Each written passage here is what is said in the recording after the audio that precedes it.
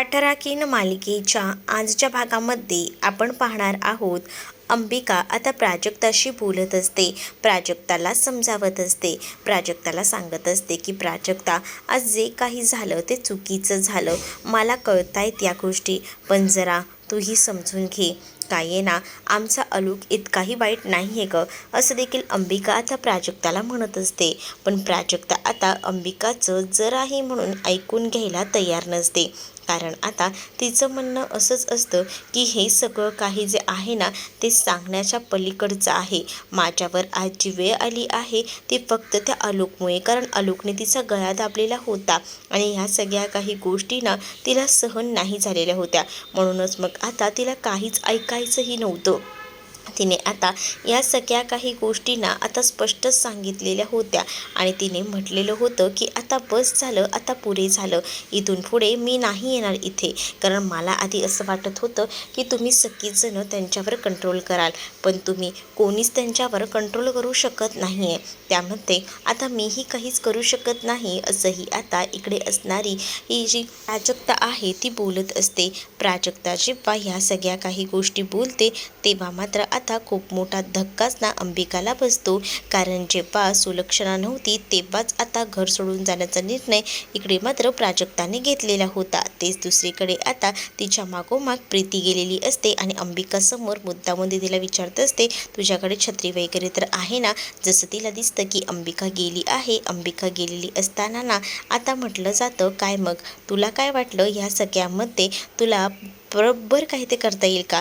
एवढे दिवस मी तुला का सांगत होती की तुला इथे यायचं नाही आहे. मुलांचा अभ्यास चांगलाच घेतेस ग, त्यात काहीच वाद नाही. उलट मलाच बरं होतं की तू मुलांकडे लक्ष देतेस ते. पण मी बघितलं ना, मुलांकडे लक्ष देऊन थोडं उपयोग थोडी आहे. जर या घरात जर तुला अलूक भाऊजींकडनं धोका आहे तर पुन्हा पुन्हा त्याच गोष्टी त्याच चुका का करायच्या? आणि म्हणूनच मी तुला म्हटलं होतं की तू येऊ नकोस म्हणून, पण तू कुठे ऐकलंस? तुला असं वाटलं की मी चुकीच्या इंटेन्शनने म्हटलं, पण मला तुझी काळजी वाटत होती म्हणून मी म्हटलं होतं. कारण हे अलूक भाऊजींना हे असेच आहेत. तेच दुसरीकडे मात्र आता सगळे जे देणेकरी आहेत ना आता दारावर आलेले असतात आणि मग त्यांना पैसे हे द्यावेच लागणार असतात. पण आता इथे पैसेच नसतात ना त्या मामांकडे. मग आता मामांना सुधरत नसतं की आता ह्यांचे पैसे कुठून द्यायचे. तेव्हाच मामी म्हणत असते की बघा ना काही होतंय का. म्हणून त्यांनी ना आता त्यांच्या सराफाला कॉल केलेला असतो आणि त्याला सांगत असतात की प्लीज जरा मला पैशांची गरज होती. तर तो सराफ विचारत असतो की लग्न वगैरे कसं झालं.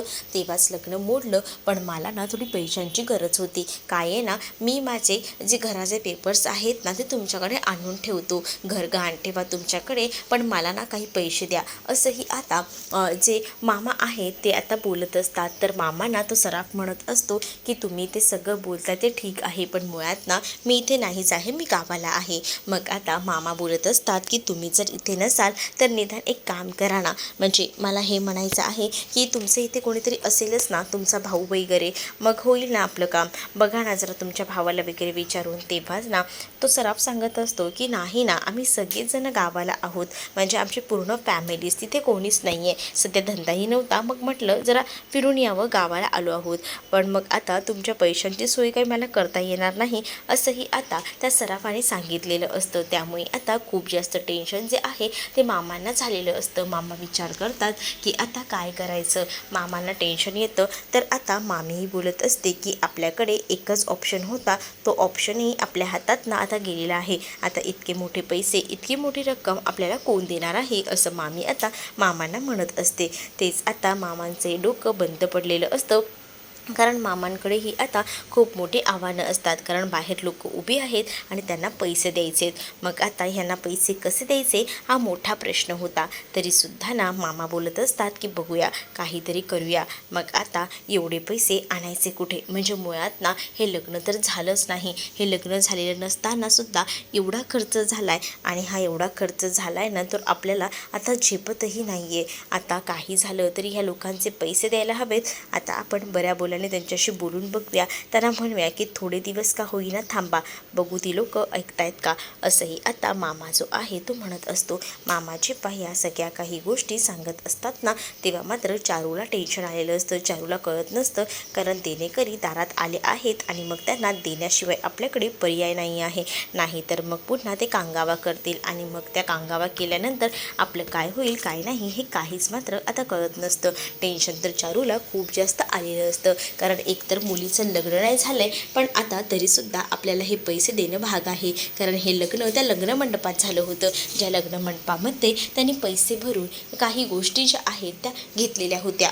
इकडे आता प्रीती जी आहे ती भडकलेली असते आणि प्रीती आता या सगळ्या काही गोष्टी सांगत असते आणि मग ती म्हणत असते की मी तुझ्या चांगल्याचाच विचार केला होता आणि म्हणूनच मी तुला सांगितलं होतं की तू या घरात येऊ नकोस. तुला माहीत नाही आहे, पण मी तुला काही गोष्टी स्पष्ट सांगते. हे अलोक भाऊजींना पहिल्यापासूनच असे आहेत, खूप जास्त अग्रेसिव्ह आहेत. आम्हाला त्यांची सवय झाली, पण तुला बघितलंच ना तुला किती त्रास झाला या सगळ्याचा. ते खरं तर तुला ना नजरेसमोरही बघू शकत नाही. म्हणूनच मला असं वाटतं तू जर चांगली असशील ना, तुझा चांगला विचार करणारी असेल तर या घरात ना पुन्हा पाऊल टाकू नकोस. म्हणजे माझ्या मुलांच्या शिक्षणाचं काय ते मी बघतेच, पण तुझ्या चांगल्यासाठी मी सांगते. असे आता प्रीती जी आहे ती मुद्दामूनच ना प्राजक्ताला म्हणत असते. प्राजक्ता म्हणत असते की हो हो हो मला कळत आहेत ह्या गोष्टी. प्राजक्ताला सुद्धा आता या अलोकचा खरा चेहरा समजलेला होता. अलोक काय आहे आणि काय नाही या गोष्टी समजल्यामुळे ना आता टेन्शन जे होतं ते खरं तर प्राजक्तालाच होतं. तिने प्राजक्ताला या सगळ्या काही गोष्टी तर सांगितलेल्या असतात, त्यामुळे आता तिकडनं ना ती निघून जाते. तेव्हा कुठे जाऊन प्रीतीला आनंद होतो, कारण प्रीतीला असं वाटत होतं की आपण तर म्हणतोय पण तरीसुद्धा ही सारखी सारखी येते. तेच आता दुसरीकडे पाहायला मिळत असतं की इकडे आता आजी जी आहे ती देणेकरांना म्हणत असते की तुम्ही थांबा, काही झालं ना तरी जाऊ नका, कारण आहे ना मला असं वाटतं की तुम्ही कसं काय झालं ना, माझे जावई ना कोणाचाही पैसा ना थकवणार नाहीत. माझे जावई तुमचा पैसा देणार. तेवढ्यातच ना तिथे आता प्राजू आलेली असते आणि मग प्राजू विचारते की हे सगळं काय चाललंय, कोण आले आहेत ही लोक. तेव्हाच भाग्या तिला सांगते की अगं हे सगळे ना देणेकरी आहेत, ह्यांना पैसे हवे आहेत. मग तेवढ्यातच ना ते म्हणतात की कुठे राहिलेत वैद्यबुवा, वैद्यबुवांना पटकन बोलवा, नाहीतर उशीर होईल, बोलवा पटकन, कारण का ऑलरेडी पैसे द्यायला किती उशीर केला आहे त्यांनी, एवढा वेळ आम्ही काही पैशांशिवाय थांबत नसतो, असंही आता बोललं जात असतं. मग जेव्हा त्यांना ह्या सगळ्या काही गोष्टी बोलल्या जातात ना, तेव्हा मात्र आता ते तिथे आलेले असतात आणि जेव्हा वैद्यबुवा म्हणजेच तिथे आता आल्यानंतर ना इथे आता मोठा प्रश्न पडतो. तेव्हा प्राजक्ता म्हणत असते की काय हे एवढे पैसे द्यायचे आहेत आणि हे सगळं कधी झालं, काय झालं, मला काच काही सांगितलं नाही, असाही तिचा हट्ट असतो. तेव्हाच ना आता बाबांना भाग्या जी आहे ती हाक मारून बोलवून घेते आणि ती सांगत असते की बाबा पटकन या ना, उशीर नका ना करू, कारण जर उशीर झाला तर प्रॉब्लेम होईल, असंही तिला वाटत असतं. आणि म्हणूनच मग आता तिने पटकन ना हाक मारून बोलवून घेतलेलं असतं. बाबा जेव्हा येतात तेव्हा ते म्हणत असतात की सॉरी पण पैशांची व्यवस्था नाही झालेली. असं म्हटल्यानंतर आता मात्र टेन्शन येतं की काय करायचं आहे, कुठून या सगळ्याची सोय करायची आहे, हा मोठा प्रश्न असतो. मग आता ते आलेले जे हॉलचे मेंबर्स असतात ना, ते म्हणत असतात की तुम्हाला पैसे तर द्यावेच लागणार आहेत. तुमच्या मुलीचं लग्न मोडलं त्यात आम्हाला काय सांगता, तुम्ही पैसे देऊ शकलात नाही आहे, त्यामध्ये आमची काही चूक नाही आहे, असंही आता म्हटलं जात असतं. मग जेव्हा या सगळ्या काही गोष्टी सांगितल्या जातात ना, तेव्हा मात्र आता टेन्शन तर खूपच आलेलं असतं, कारण पैसे तर देणं भाग आहे. मग आता पैसे आणायचे तरी कुठून. तेच आता प्राजक्ता भाग्याला सांगत असते की तू सांग ना मामाला, माझ्याकडे जे पैसे आहेत ना ते आपण देऊया, असंही आता प्राजक्ता भाग्याला सांगत असते. प्राजक्ता जेव्हा भाग्याला या सगळ्या काही गोष्टी सांगते तेव्हा मात्र आता इकडे ते जे लोक आहेत ना ते म्हणत असतात की तुम्हाला ना तर स्वतःचं असं काहीसुद्धा नाही आहे, मोठ्या मुलीचं लग्न मोडले त्यात आम्हाला का त्रास देत आहे, असंही आता म्हटलं जात असतं. नाही नाही, तुम्हाला नाही त्रास देते, समजून घ्या. काय समजून घ्यायचं आहे, तुम्ही आम्हाला सांगितलं होतं की हे सगळं असं होईल, पण ह्या काही गोष्टी घडल्याच नाही आहेत तर काय म्हणावं. मग आता तुम्ही आम्हाला आमचे पैसे देऊन टाका, आम्हाला दुसरं काही ऐकायचं नाही आहे असंही आता सांगितलं जातं. मग जेव्हा या सगळ्या काही गोष्टी बोलल्या जातात ना, तेव्हा मात्र आता कौस्तुभ तिथे येतो आणि कौस्तुभ म्हणत असतो की मी यांचा मुलगा आहे, तुम्हाला पैशांची गरज आहे, मला माहिती आहे तुमचे पैसे तुम्हाला देण्यात येतील, पण प्लीज तुम्ही आता आरडाओरडा करू नका, कारण आमचे बाबा ना पैसे नाही तुमचे बुडवणार असंही आता म्हटलं जात असतं. मग तेव्हाच ना दुसरीकडे आता पाहायला मिळत असतं की जी माई आजी आहे ना तीही म्हणत असते की हो, आमचे जे जावई बापू आहेत ना ते कोणाचाही पैसा ना आता असाच सोडत नाहीत, देऊन टाकतात. मग आता प्राजक्ता भाग्याला म्हणत असते की एक काम करूया ना, माझ्याकडे जे पैसे आहेत ते आपण देऊया ना, का आपण थांबायचं. मग तेव्हाच ना भाग्यासुद्धा मामाला सांगत असते की प्राजू काय म्हणते ऐका ना, ती पैसे द्यायला तयार आहे, मग ते पैसे आपण ह्यांना देऊन टाकूया ना.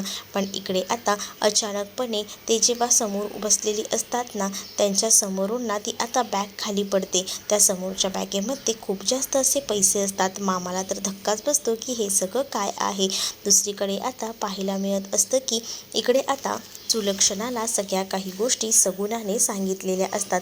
सगुणा जेव्हा ह्या सगळ्या काही गोष्टी सांगते तेव्हा सुलक्षणा म्हणते की तिचं रागवणं, तिचं चिडणं हे स्वाभाविकच आहे, तिचं सगळं काही वागणं मी ओळखते, सगळं काही वागणं मी समजू शकते, पण आपल्याला आता काही झालं ना तरीसुद्धा तिला आता थांबवायला हवं, कारण जर ती आपल्याकडे कधीच नाही आली तर प्रॉब्लेम होऊ शकतो असंही आता म्हटलं जात असतं.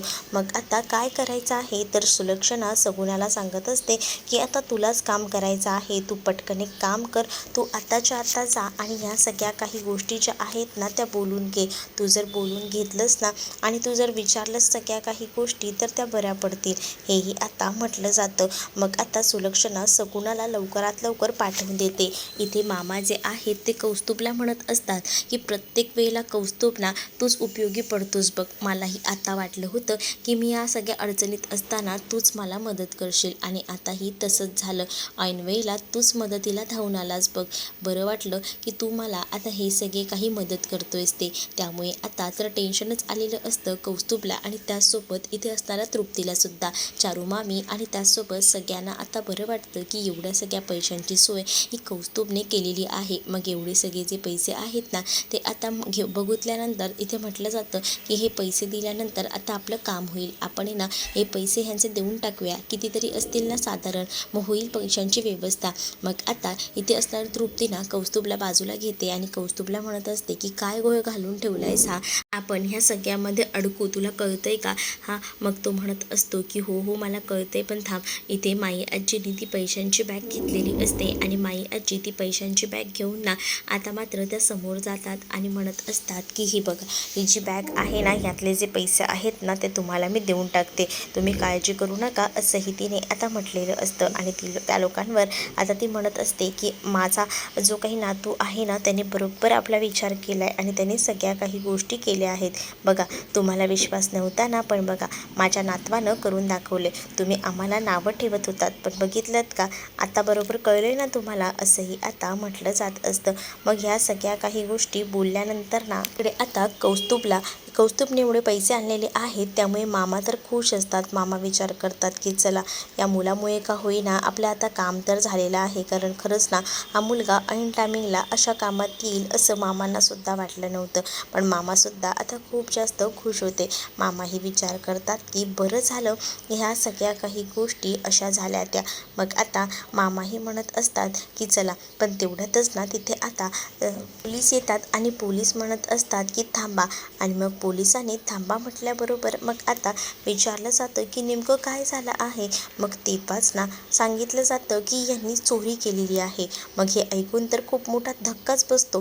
काय चोरी केलेली आहे, काही काय म्हणता, हो हो चोरी केलेली आहे ह्याने, कशी, कुठे, काही काय बोलू नका असंही बोलून ना आता मात्र ह्या सगळ्यामध्ये पोलिसांपासून ना वाचवायचा प्रयत्न तृप्ती ही कौस्तुभला करत असते. पण कौस्तुभला आता पोलीस घेऊन जात असतात कारण त्यांनी चोरी केलेली आहे असंही आता म्हटलं जातं. तेच आता प्राजक्ता म्हणत असते की तुमचा काहीतरी गैरसमज होतोय, कारण माझा भाऊ ना तसा नाही आहे, माझा भाऊ हा थोडा वेगळा आहे, तुम्ही समजून घ्या ना असंही म्हटलं जातं. चारू देखील आपल्या परीने प्रयत्न करत असते. चारूही आता म्हणत असते की माझा मुलगा तसा नाही आहे, तुमचा काहीतरी गैरसमज होतोय. पण आता जो माणूस असतो म्हणजेच कौस्तुभचा जो मॅनेजर असतो त्यानेच आता खरं तर कंप्लेंट केलेली असते आणि त्यानेच कंप्लेंट करून आता इथे सगळ्यांसमोर सांगितलेलं सुद्धा असतं की हे सगळं जे आहे ते दुसरं तिसरं कोणी नाही तर ह्यानेच केलेलं आहे. मग आता ह्यानेच माझ्या कंपनीत चोरी केली असंही म्हटलं जातं. पण घरातल्या सगळ्यांचाच कौस्तुभवर विश्वास असतो. पण तो माणूस आता एवढं सगळं सांगतोय म्हटल्यावर आता सगळ्यांना धक्काही बसतो. कारण कौस्तुभ कधीही चोरी न करणारा माणूस, एकदम सज्जन. आणि मग आता त्याने चोरी कशी केली, खरं तर आता तो खूप मोठ्या अडचणीत सापडला होता. पण ती गोष्ट त्याने घरात सांगितली नव्हती. आणि मग आता हे सगळं जेव्हा आता सांगितलं जातं तेव्हा मात्र आता तृप्ती त्या माणसाला सांगत असते की तुम्ही काही पण बोला, पण माझा निर्णय पक्का आहे. मला माहिती आहे की काही झालं तरीसुद्धा माझा नवरा हे सगळं करणं शक्यच नाही. मग इकडे पोलिसांनासुद्धा म्हटलं जातं की तुम्ही असं कसं येऊ शकता, म्हणजे तुमच्याकडे काही पुरावे आहेत का की हे सगळं माझ्याच मुलाने केलं आहे, असं देखील मामा आता बोलत असतात. कौस्तुभ मात्र आता शांत असतो, कारण कौस्तुभने खरंच चोरी केलेली असते. मग आता कौस्तुभ कोणत्या तोंडाने सांगणार आहे की हे सगळं त्यानेच केलं आहे ते, म्हणून कौस्तुभ मान खाली घालून उभा असतो. पण इकडे मामाने पोलिसांना जाब विचारलेला असतो. पोलिसांना आता त्यांनी सांगितलेलं असतं की बघा, मी तुम्हाला सांगतोय काहीतरी गफलत आहे, म्हणजेच ना मला असं वाटतंय ना की काहीतरी गोष्टी ज्या आहेत त्या आता वेगळ्या घडत आहेत. म्हणूनच मग आता तुम्हाला मी विचारतोय, प्लीज प्लीज तुम्ही सांगा ना काय आहे हे सगळं, म्हणजे मला असं वाटतं की पुरावे आहेत का तुमच्याकडे. मग तेव्हाच ना पोलीस जे आहेत ते मोबाईलमध्ये असलेला व्हिडिओ म्हणजे CCTV कॅमेऱ्यातलं जे शूट असतं ते दाखवू लागतात. आणि मग आता जेव्हा ते शूट बघतात ना ते असणारे सगळेजणं, तेव्हा मात्र आता खूप मोठा धक्का जो आहे सगळ्यांना बसतो. कारण आता त्यांना समोर पाहायला मिळत असतं की इकडे जेव्हा कौस्तुभ त्याने काही अचिव्हमेंट ज्या आहेत त्या कंप्लीट केलेल्या नसतात, टार्गेट कंप्लीट केलेले नसतात आणि त्यामुळेच ना आता त्याला बोललं जात असतं, त्याला सांगितलं जात असतं की हे सगळं काय चाललं हे आताच्या आता थांबवा.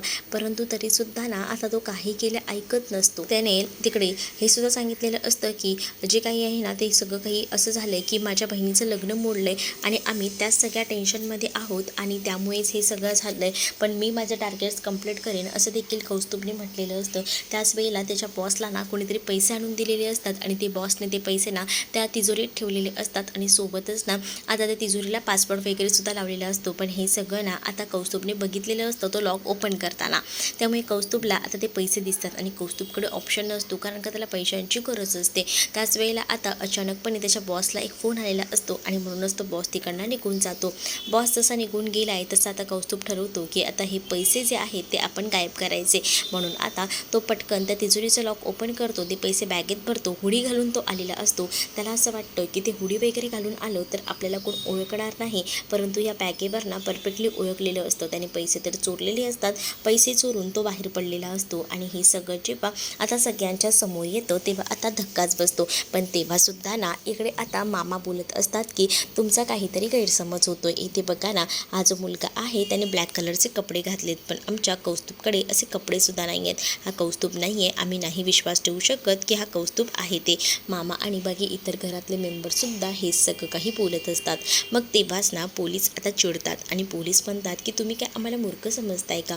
इथे सरळ सरळ दिसतंय ना ह्याच्या हातातली बॅग आणि या सगळ्या गोष्टी, बॅग तर बघा सारखीच आहे, असं देखील आता पोलीस बोलत असतात. मग आता तेव्हाच भाग्या म्हणत असते की अशा बॅग्स तर आता या दुनियामध्ये किती असतील, म्हणजेच आमच्याकडे पण ही बॅग आहे म्हणजे आम्ही चोरी केली आहे, हे सगळं बोलणं तुमचं चुकीचं आहे, असं देखील आता भाग्या जी आहे ती पोलिसांना डायरेक्टली बोलत असते.